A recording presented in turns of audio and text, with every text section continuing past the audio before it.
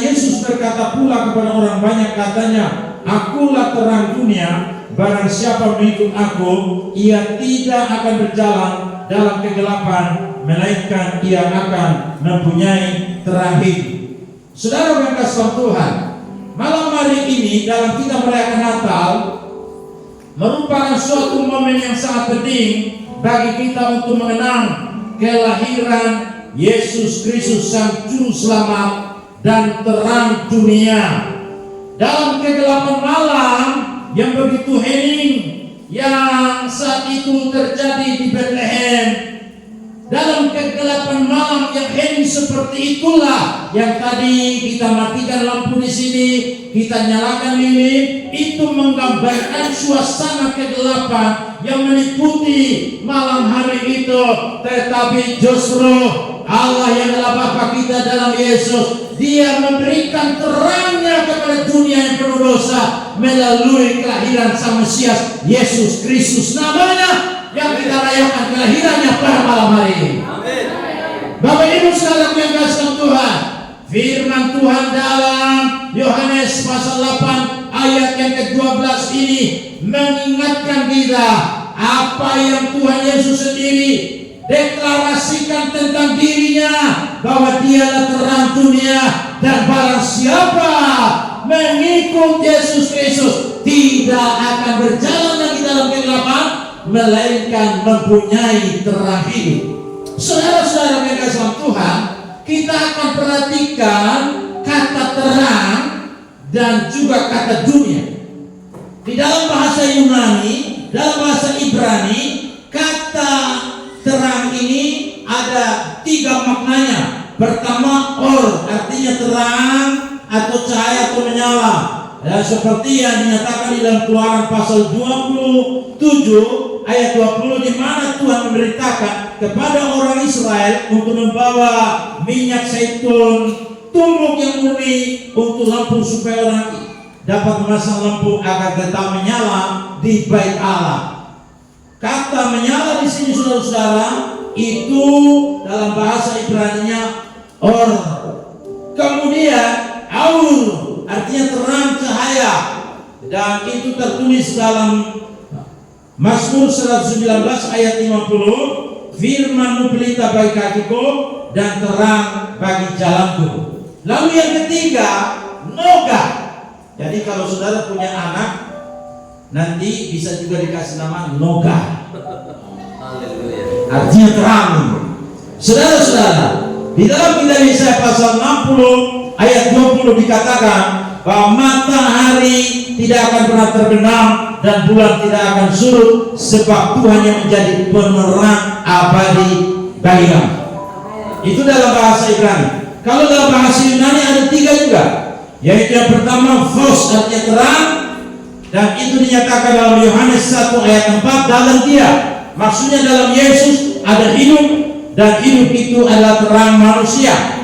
Lalu yang kedua, lampas, artinya sinar atau terang, dan itu misalnya tertulis dalam 2 Petrus pasal 1 ayat 19, dengan demikian kami yakin, kami makin diteguhkan oleh firman yang telah disampaikan oleh para nabi. Alangkah baiknya kalau kamu perhatikannya sama seperti memperhatikan pelita yang bercahaya di tempat yang gelap sampai fajar menyingsing dan bintang timur terbit bersinar di dalam hatimu. Lalu yang ketiga, asrape, artinya kilatan atau terang. Yesus menyatakan hal ini di dalam Matius pasal 24 ayat 27. Pada waktu Tuhan Yesus datang nanti akan didahului seperti kilat yang memancar dari timur dan melontarkan cahaya ke barat. Demikianlah pula kelak kedatangan Anak Manusia. Itu arti kata terang dalam bahasa Ibrani dan bahasa Yunani. Kemudian saudara-saudara, makna kata terang ini secara Alkitabiah berbicara mengenai beberapa hal. Pertama, kehadiran Tuhan. Artinya begini, kalau malam hari ini saudara dan saya mengaku diri kita ingin mengikut Yesus Kristus, maka kita sudah menerima terang Dia dalam hidup kita.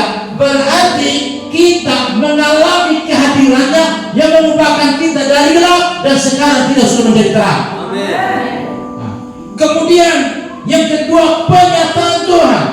Yang ketiga, kebenaran dan kesucian. Artinya seseorang kalau dia betul-betul mengikut Yesus sebagai terang dunia, maka wujud nyata dari kehidupan orang yang sudah mengalami terang, hidupnya dia jalankan di dalam kebenaran dan kesucian.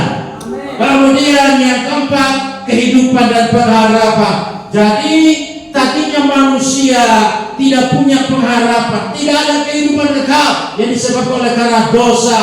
Yang tadi ada renungan yang disampaikan mengantar kitab dalam penyalaan lilin tadi oleh Ibu Ketua Panitia, bahwa Adam dan Hawa karena sudah jatuh dalam dosa, sudah kehilangan kemuliaan Allah, mereka sudah mati, tidak lagi memiliki kehidupan Allah, kehidupan kekal, tidak lagi dalam diri mereka.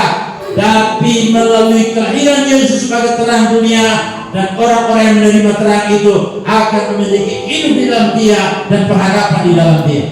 Kemudian yang kedua yang kita lihat, kata dunia dalam bahasa Yunani itu kosmos. Kosmos.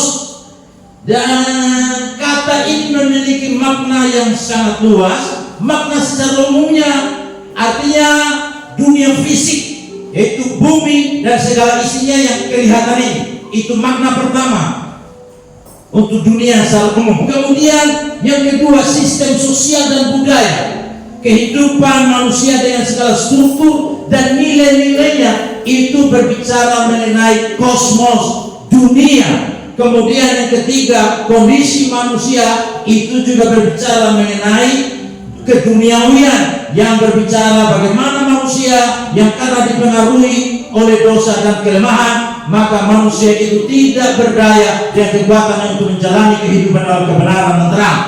Kemudian saudara-saudara, apa makna alkitabiahnya dari kata kosmos atau dunia ini? Ada beberapa. Pertama, kekuasaan kegelapan. Artinya dunia sebagai wilayah kekuasaan si jahat dan dosa. Di dalam 1 Yohanes pasal 5 ayat 19 dikatakan begini, kita tahu bahwa kita berasal dari Allah. Percayakah saudara, apa kita semua yang percaya kepada Yesus Kristus, kita semua berasal dari Allah? Percaya atau tidak? Kalau saudara saya percaya bahwa kita ini berasal dari Allah, kita harus sadar bahwa Tuhan masih menempatkan kita di dunia ini, dan Alkitab berkata seluruh dunia berada di bawah kuasa si jahat. Itu sebabnya kalau orang tidak memiliki terang dalam hidupnya, maka dia akan diliputi dengan kegelapan dunia ini, sehingga walaupun dia orang Kristen, dia masih terlibat dalam melakukan perbuatan-perbuatan gelap. Kemudian keterpisahan dari Tuhan. Saudara, dunia itu merupakan simbol dari keterpisahan manusia dari Tuhan. Jadi kalau Alkitab menyebut dunia, ini pengertiannya seperti ini Bapak Ibu, bahwa itu menggambarkan manusia yang ada di dunia ini yang sudah hidup terpisah dari Tuhan sebagai Sang Pencipta. Itu sebabnya dikatakan dalam Yohanes 15 ayat 19, sekiranya kamu dari dunia, tentulah dunia mengasihi kamu sebagai miliknya. Jadi kalau saudara misalnya begitu disanjung oleh dunia ini, Alkitab berkata berarti saudara asal dari dunia. Tapi kalau dunia ini membenci saudara saya, sistem nilai segala macam, sistem sosial pemerintahan benci saudara, karena saudara orang terang, karena saudara orang yang percaya pada Tuhan, itu berarti bahwa saudara berasal dari Allah. Tetapi karena kamu bukan dari dunia, melainkan aku telah memilih kamu dari dunia, sebab itu dunia membenci kamu. Jadi kalau saudara saya sebagai orang Kristen dibenci karena menjalani kehidupan dalam kebenaran, itu bukti nyata saudara berasal dari Allah. Karena saudara telah dipilih menjadi umat kesayangannya. Saya telah dipilih menjadi umat kesayangannya. Saudara yang kasih dalam Tuhan, saya ini asal usul dari kepercayaan Jingitiu. Dan semua orang sebelum punya agama pasti semua penganut kepercayaan itu. Apapun suku kita, Umur 18 tahun baru saya masuk Kristen, langsung gereja Bethel Indonesia ini. Saudara yang kasih Tuhan, ketika saya baru saja menjadi orang Kristen, saya ini pernah dipukul oleh pendeta dari satu gereja tertentu yang mengatakan saya ingin mempengaruhi orang lain pindah gereja Bethel Indonesia. Hebat sekali saya bisa mempengaruhi orang. Saya tidak bisa mempengaruhi orang. Orang yang saya layani di Kupang yang berjemaat dengan saya karena Tuhan, bukan karena saya. Amen. Jadi kalau saudara di gereja Bethel ini bukan karena pendetanya hebat, karena Yesus yang bawa saudara. Sudah saudara dapat dibina, dapat dilayani di gereja ini. Dan saya sampaikan kepada saudara malam hari, gereja Bethel Indonesia ini bukan gereja sah. Gereja Bethel Indonesia adalah gereja yang berdiri atas kebenaran Alkitab. Karena itu dalam salah satu dari butir pengakuan iman menyatakan kami percaya bahwa Alkitab perjanjian lama dan perjanjian baru adalah firman Allah yang dilakukan oleh Roh Kudus. Kalau orang sudah mengalami terang dari firman ini pasti ubah, hidupnya berubah. Amen. Tapi yang saya heran Bapak Ibu, saya dipukul sama pendeta ini sebab belum itu 1 minggu bengkak. Tapi kok kenapa saya jadi pendeta juga? Padahal teman saya di Bali, dari Hindu Bali, karena tidak kuat karena penganiayaan dilakukan, akhirnya kembali di Hindu Bali. Kok saya tidak? Beberapa keluarga kami yang sudah bertobat di Kupang, mereka percaya kembali ke Sabu, pengaruhi lagi oleh kepercayaan Jingitu ini, mereka kembali lagi Jingitu dan mati Jingitu. Dan menyama, pemangku ada. Nah, saya termasuk salah satu dari bagian itu juga. Tapi karena kemurahan Tuhan, saudara-saudara, saya menjadi orang yang bukan lagi milik dunia. Karena saya sudah dipilih Tuhan. Makanya kalau ada orang yang benci saya seperti pukul saya tahu saya ini orang pilihan Tuhan. Haleluya. Jadi Bapak Ibu, kalau ada yang benci saudara, yang ngomong-ngomong hal-hal yang jelek, yang negatif tentang saudara, itu artinya saudara sudah beda dengan mereka. Amen. Sudah beda itu. Amen. Makanya mereka semua benci dan cari salah saudara. Itu artinya saudara sudah dipilih oleh Tuhan menjadi umat kesayangan Tuhan. Amen. Jadi jangan takut.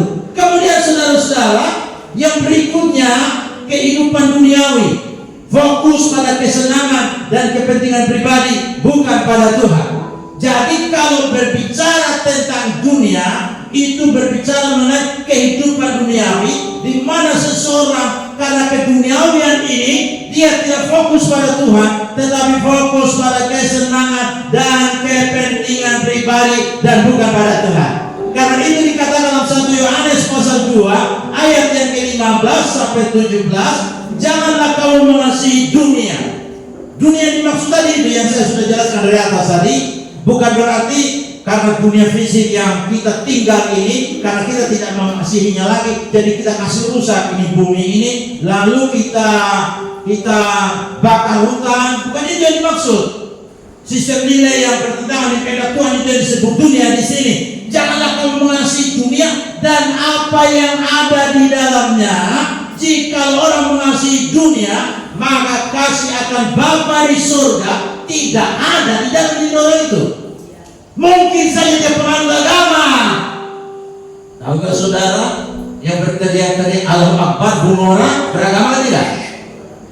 Dulu ketika Kristen angkat perang salib itu Kristen aja itu yang bunuh-bunuh Islam dan pakai salib waktu perang salib yang sampai sekarang ini menjadi momok salib itu untuk orang Islam.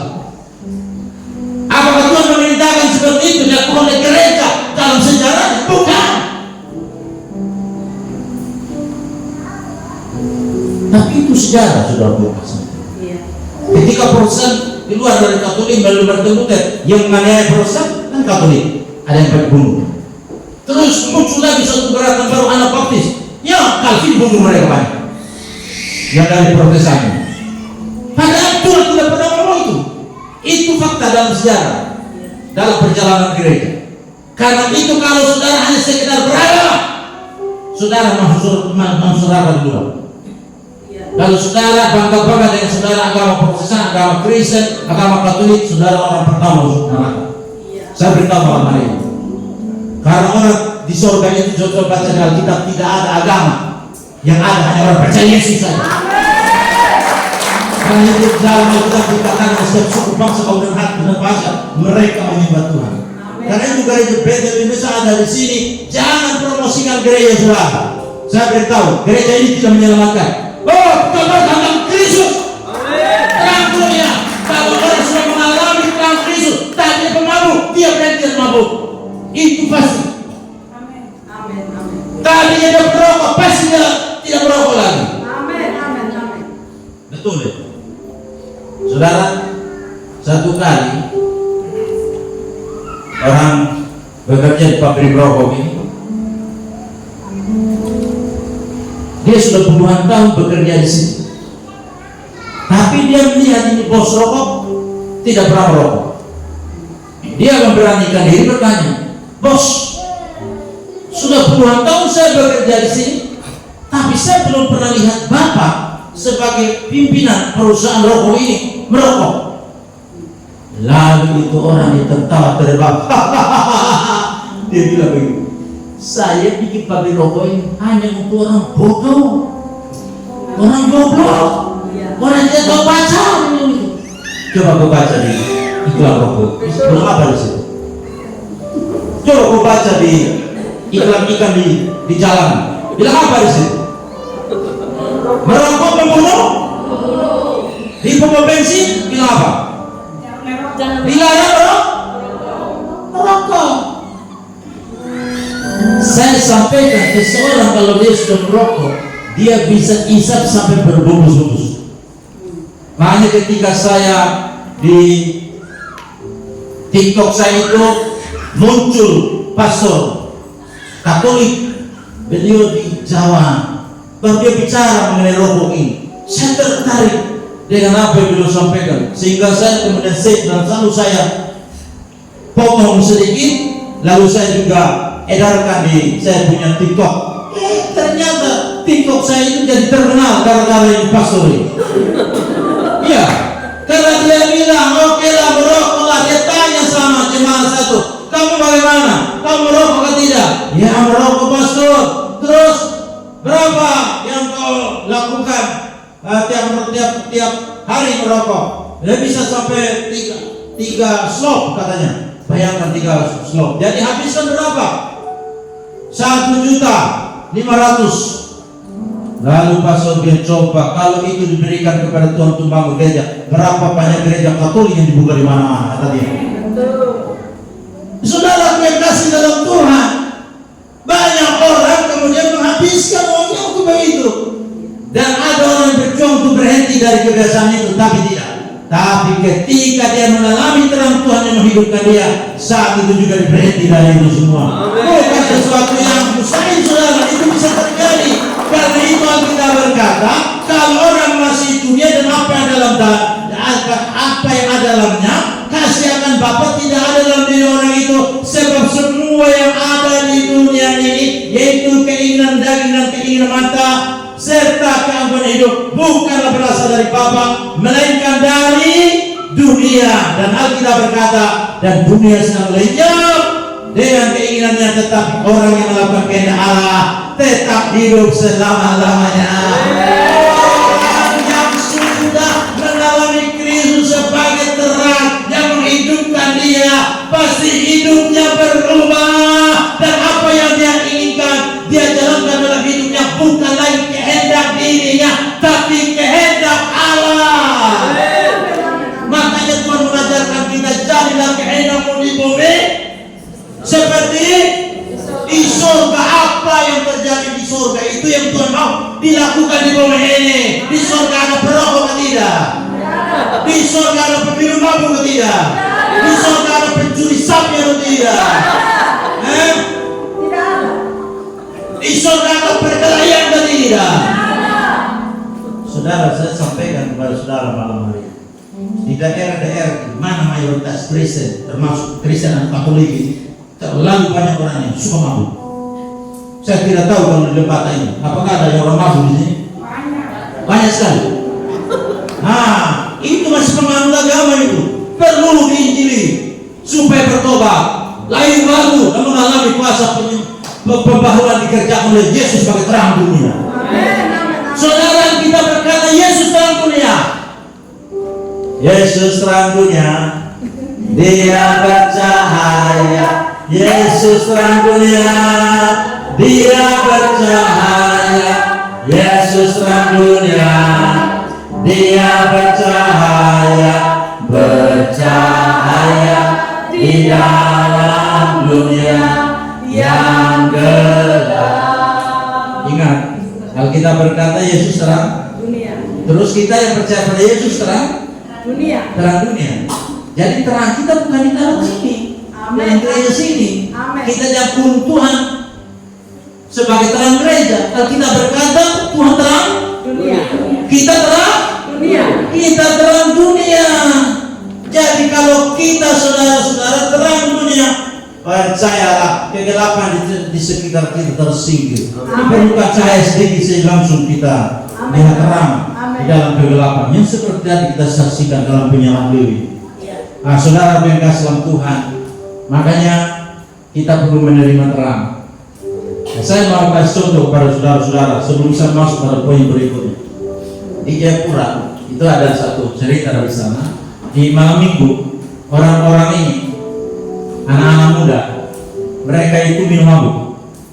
Pemuda-pemuda ini, mereka minum minuman keras dalam keadaan mabuk yang luar biasa di malam minggu. Setelah itu, mereka mau pulang ke rumah masing-masing karena dalam keadaan mabuk berat, mereka tidak tahu lagi jalan pulang. Beberapa di antara mereka tidur di emper-emper toko. Lalu satu orang tidur di emper gereja, di seperti sana. Saudara, minggu pagi pendeta datang ke gereja mempersiapkan ruangan ibadah. Ternyata pemuda ini yang dalam keadaan mabuk tadi, dia tidur di emper gereja sana. Lalu dikasih tahu, hei bangun, kamu bikin apa di sini? Terus yang mabuk ini, anak muda yang mabuk ini kaget kamu. Lalu dia bilang sama Pak Pendeta, bukankah aku harus ada di rumah Bapak? Bayangkan Pak Pendeta. Kemudian pendeta lalu kaget, kalau begitu yang kau utusan Allah? Dia jawab seperti yang kau katakan.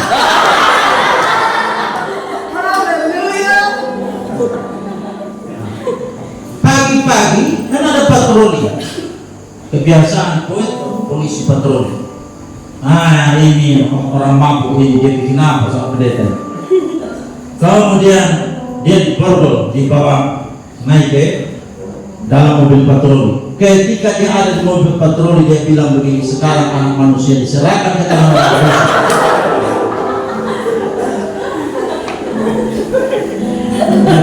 Ibu, saya minta bantuan ibu untuk menjawab saya. Kata-kata yang diucapkan oleh anak muda dalam kondisi mabuk tadi itu kata yang langsung dari Yesus atau firman Tuhan yang sampai ke Paulus atau Yohanes atau Petrus? Ibu.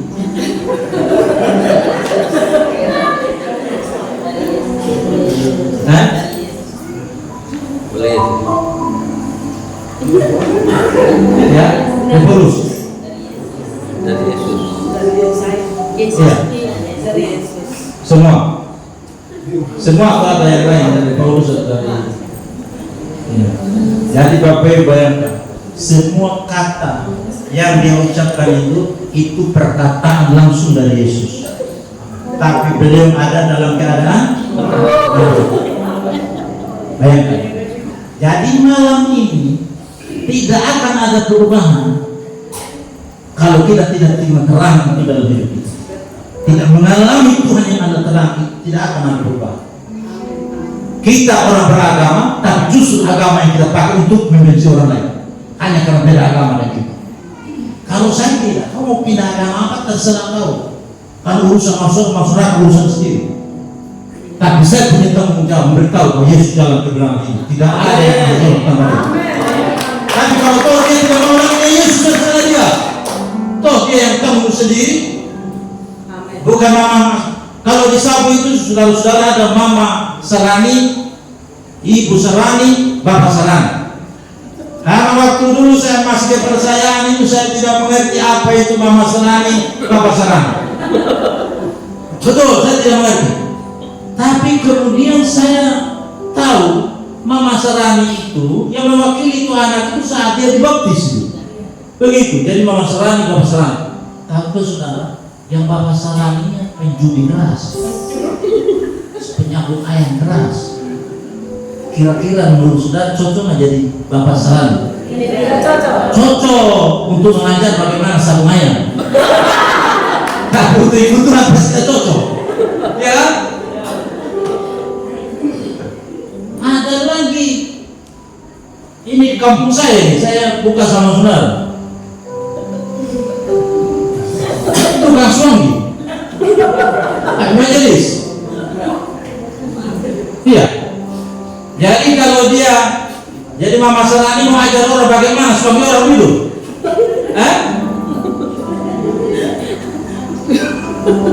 Saya punya 2 guru SD majelis di satu gereja.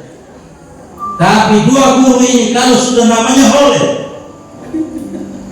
ada pesta budaya di Sabu. Di mana orang Sabu kalau sudah pesta itu sama seperti Yahudi. Hari Pentakosta datang untuk merayakan itu.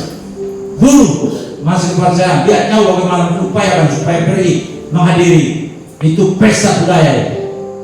Yang ada perahunya yang dibuang ke laut dengan ketupat macam-macam ke laut.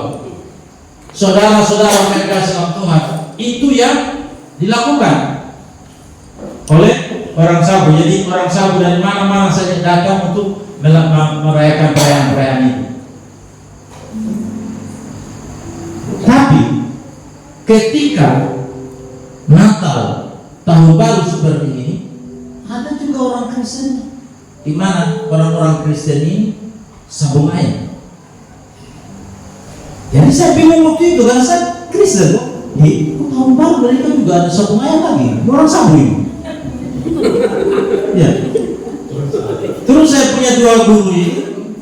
Kalau sudah pesta itu, karena kami ini anak dari kepercayaan, dia pakai fluid. Mereka hanya datang sebentar, lalu fluid lagi, suruh kumpul. Hari ini jam 9 pulang semua. Kamu harus ikut itu pesta budaya. Kami pasti senang sekali karena kami harus pergi ke tempat itu. Yang ketika kami sampai di situ, kami punya bapak guru 2 sudah ada di kandang yang dipakai untuk sabung ayam. Majelis, saudaraku. Makanya kadang-kadang majelis itu disebut mayor central iblis.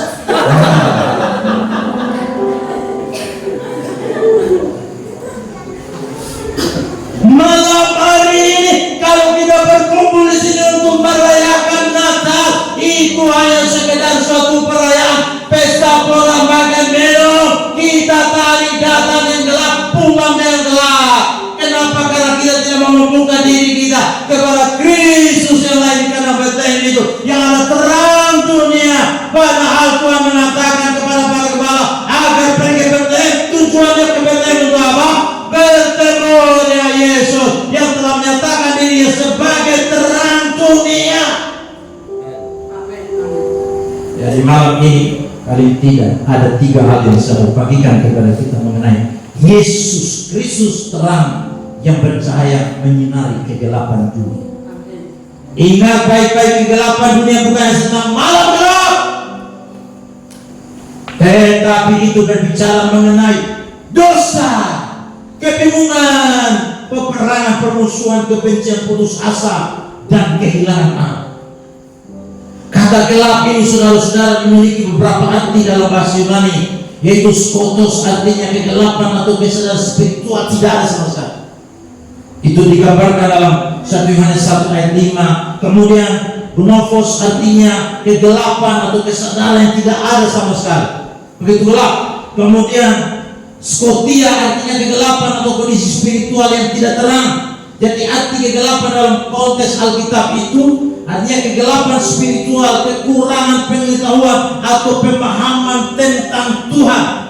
Lalu yang berikutnya kegelapan moral, kejahatan, dosa, perilaku yang tidak benar, bahkan agama bisa dipakai untuk membenci yang berbeda agama, bahkan gereja bisa dipakai untuk membenci yang tidak sesama gereja.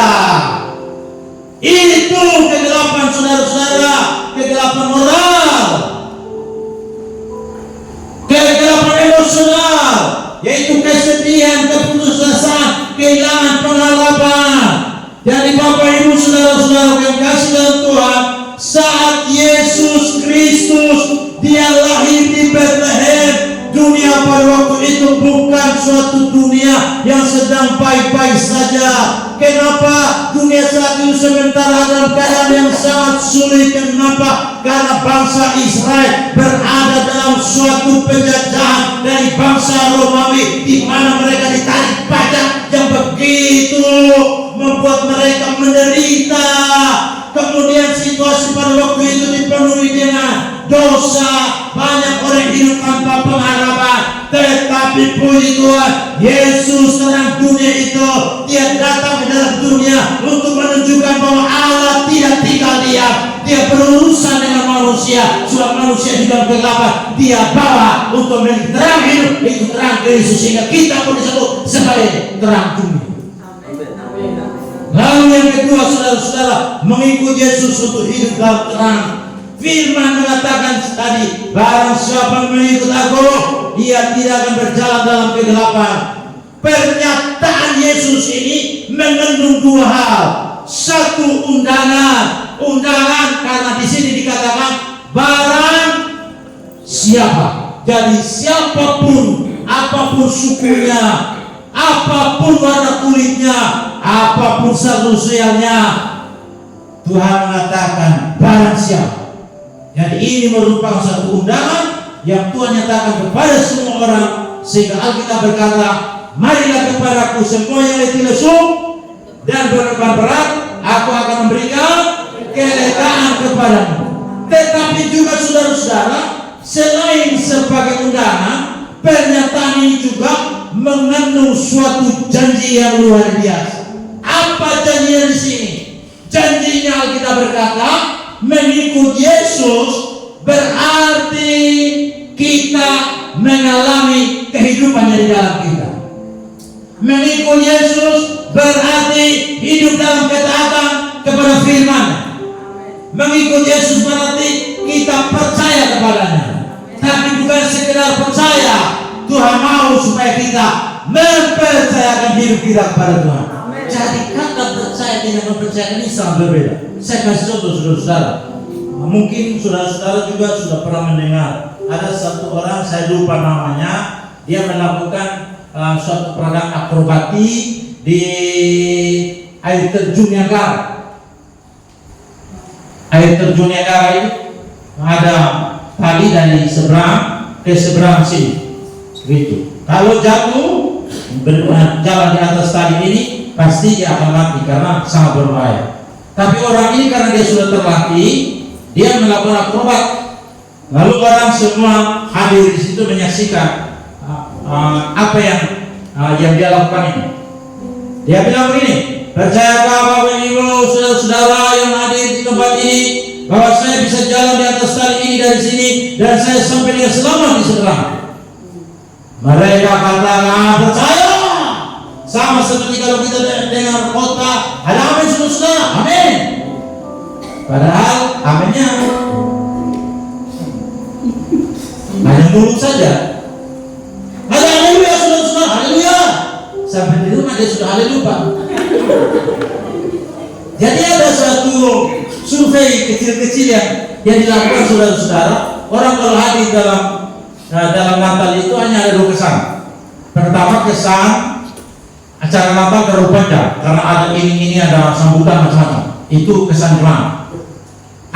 Kemudian kesan yang kedua adalah makanannya tidak enak, makanannya enak. Itu hanya kesan itu. Saya berharap jangan sampai itu yang menjadi kesan saudara di sini malam hari ini. Ya, harus kesannya itu adalah bahwa pulang apa sudah dengar dari firman Tuhan, bagikan kepada orang lain. Itu yang Tuhan mau. Jadi Bapak Ibu sedang berkasih. Ketika ditanya apakah saudara percaya bahwa saya bisa jalan dari sini ke sini, semua penonton mengatakan saudara-saudara, dari sini dia jalan. Wah, orang terbengong-bengong melihat jalan-jalan. Sampailah dia di sini yang selamat. Orang tepuk tangan, memuji-muji kehebatan dia, bagaimana dia bisa berjalan di atas tali itu. Saudara, dia mau jalan lagi dari sini ke sebelah sana. Dia tanya lagi, saudara-saudara sekalian, Bapak Ibu, apakah saudara percaya bahwa saya bisa jalan dari sini ke sebelah sana? Percaya. Kalau saudara percaya, siapa di antara saudara yang mau saya gendong? Tidak ada satu pun mulut mereka langsung seperti sudah bisu, saudara-saudara. Tidak bisa berbuat apa-apa lagi. Lalu di keheningan itu muncul satu orang, saya mau. Wah, yang lain-lain ini terheran-heran melihat kenapa orang itu dia mau. Lalu digendong oleh orang ini, jalan orang lihat. Sampailah dengan selamat di sini. Orang penasaran, dia tanya sama orang yang dia gendong, kenapa kok kamu berani-beraninya kamu digendong sama orang itu? Ya bagaimana saya tidak percaya, itu kan bapak saya. Hah? Saya mau tanya, Yesus sebagai sudah bapak kan dia? Percaya? Amin. Kamu mempercayakan diri kepada Tuhan? Amin. Nah, cuma urus diri sendiri terus. Kalau sudah urus diri terus menerus, sudah jatuh dalam dosa yang sama.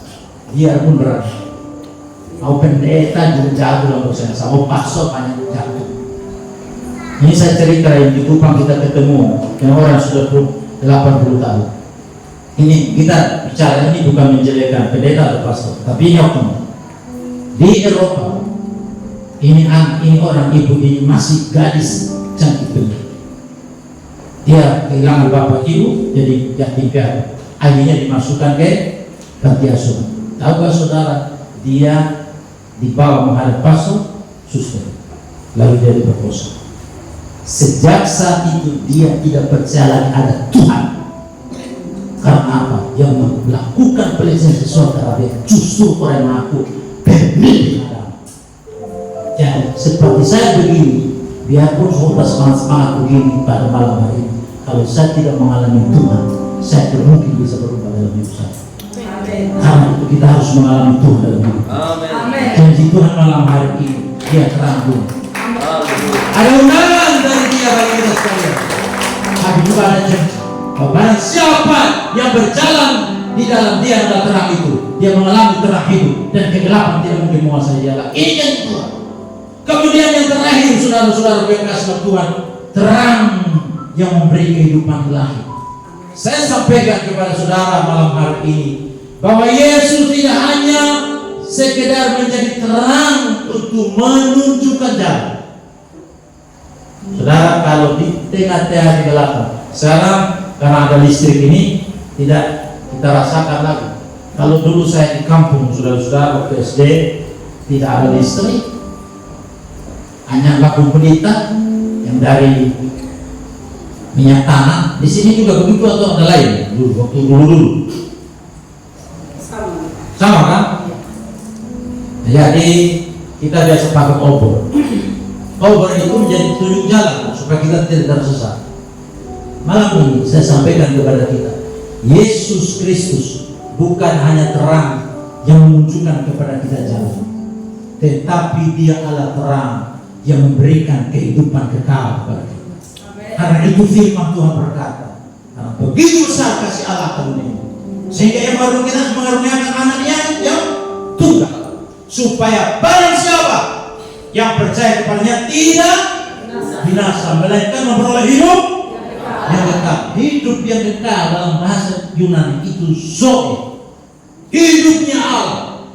Jadi kalau kita percaya mempercayakan hidup kita kepada Tuhan, maka zoe-nya Allah, hidupnya Allah itu masuk dalam hidup kita, sehingga kita mengalami kehidupan, dan kehidupan yang Tuhan berikan kepada kita itu membaharui kita, sehingga sama seperti matahari yang bersinar yang memberikan kehidupan di dalam dunia. Yesus terang dunia memberikan kehidupan kepada kita yang membuat hidup kita berubah.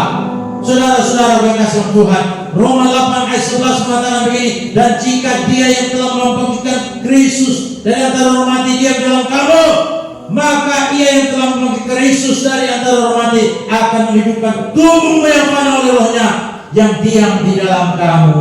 Jadi melalui pengorbanan Kristus di atas kayu salib dan kebangkitannya dari antara orang mati, maka semua kita yang ada pada malam hari ini, kita sudah dibebaskan dari kematian, kita sudah dibebaskan dari dosa, kita sudah dibebaskan dari kuasa iblis, karena Kristus ada terang, Dia memberi keterangan yang membaharui kita, dan kita mengalami suatu perubahan hidup untuk menjalankan kehendak Allah. Itu sebabnya malam hari ini kita harus menyatakan dalam diri kita bahwa saya, semua orang sudah diselamatkan, saya ada di bumi ini untuk menjadi terang dunia, untuk menjalankan kehendak Allah dan mempengaruhi orang lain untuk dibawa kepada Kristus sebagai terang yang dapat memberikan hidup kepada setiap orang yang percaya kepadanya. Ini tanggung jawab dari setiap kita. Itulah kebenaran firman Tuhan yang saya bagikan pada kita malam hari ini, dan mari kita semua jangan membiarkan kegelapan menguasai kita, tapi izinkanlah Tuhan Yesus Kristus menyinari hati kita sekalian dengan terangnya yang ajaib, dan saya percaya terang yang hidup itu menguasai kita, sehingga malam hari ini bisa menjadi malam di mana kita mengalami perjumpaan secara pribadi dengan Kristus yang mengubahkan kita. Banyak orang menyatakan suatu kesaksian. Salah satu dulu saya punya pendeta di Jakarta. Dulu dia orang Buddha, tapi temannya ajak dia untuk datang ke gereja. Dan ketika dia dengar firman Tuhan, dia malam hari itu diubahkan oleh Tuhan. Saya juga dengar kesaksian dari seorang anak kemarin waktu kami ibadah Natal. Ternyata kami melakukan suatu pertemuan di satu tempat, ada Bible camp. Dia dari Sabtu dia tahu baca, dia mampu rokok dan sebagainya. Tapi ketika dia mengikuti Bible camp itu, firman Tuhan diberitakan, dia buka hati, dia diubahkan. Dia tidak rokok, dia tidak mampu lagi, dia sekarang masuk sekolah Alkitab. Itu artinya apa? Artinya perubahan hidup hanya bisa terjadi karena kuasa Allah, bukan karena segala pengalaman, karena kuasa Yesus yang malam hari ini dia ada di sini. Kalau kita buka hati bagi dia, terangnya akan masuk dan menyingkirkan semua kegelapan. Amin. Buat firman Tuhan.